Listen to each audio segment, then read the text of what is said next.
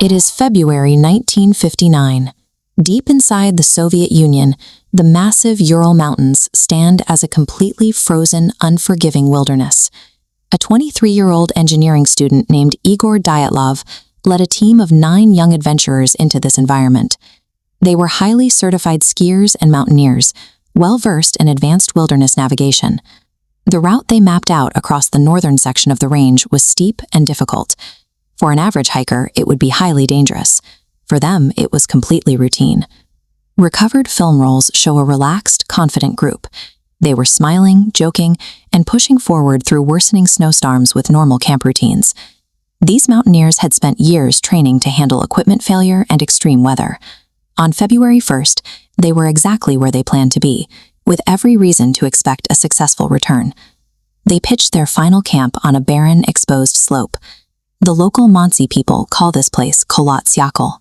Translated to English, it means the mountain of the dead. When the group missed their scheduled return, authorities launched a search. Weeks later, rescuers finally spotted the team's tent, half buried under drifting snow. Investigators expected to find a shelter collapsed by the wind. Instead, they found the fabric ripped open. Large, frantic slashes had been cut through the heavy canvas directly from the inside. The temperature on that mountainside had plummeted to -30 degrees Celsius. Stepping outside without heavy thermal gear was a rapid, guaranteed death sentence. Yet 9 seasoned survivalists bypassed a perfectly usable entrance and carved an escape hole.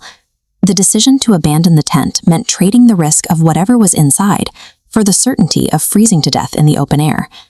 Outside the shredded canvas, investigators found a chaotic spread of footprints. The imprints grouped together, pointing away from the camp and descending toward a dense, dark forest further down the slope. Those tracks revealed the scale of the panic. They were sprinting through deep snow wearing only thin socks. Some imprints showed bare flesh pressed directly into the ice. Following the trail down to a massive cedar tree at the edge of the woods, the search team found the first 2 bodies. The hikers were stripped nearly naked, frozen solid in the snow. Their hands were battered and torn. Above them, the thick bark of the cedar tree had been ripped away by human hands, stretching several meters up the trunk. Right next to the tree lay the charred remnants of a small fire.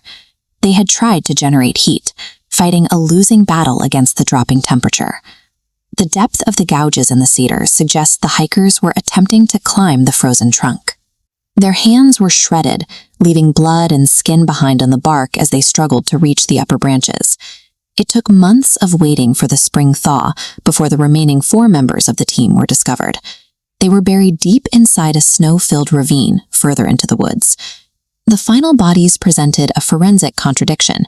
Medical examiners found completely shattered ribs and fractured skulls, yet the skin covering those broken bones remained entirely intact.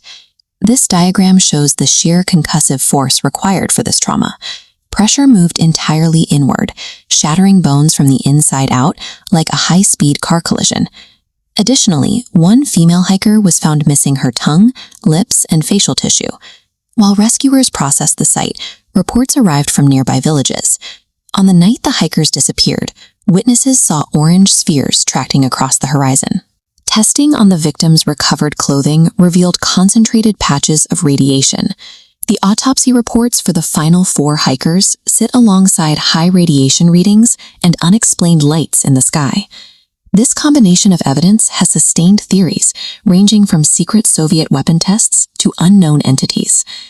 Decades later, modern scientists reopened the Dyatlov Pass case.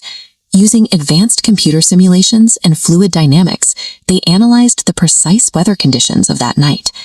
This 3D simulation illustrates the leading theory, a delayed slab avalanche. It models how a rigid slab of dense ice drops silently from the slope above, landing directly on top of the canvas structure. The weight violently presses down, crushing the space inside. In pitch darkness and freezing temperatures, the sudden compression triggers a fight-or-flight response, driving the hikers to slice through the fabric. It is a sequence of events that accounts for the initial flight.